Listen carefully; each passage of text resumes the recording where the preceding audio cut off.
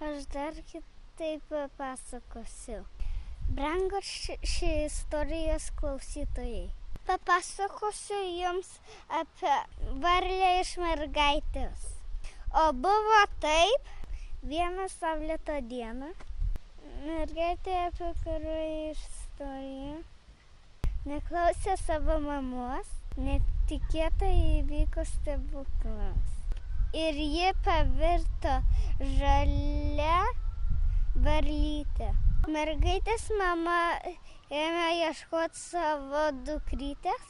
Ji nežinojo, kad varlė jos dukra. O varlytė rėkė iš visų jėgų.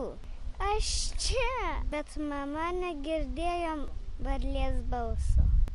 Ir išmetė išsigandusi varlytę laukan. Nuo to laiko mielieji. Varlės ne tik šokinėja, bet ir ilgesingai kurkia.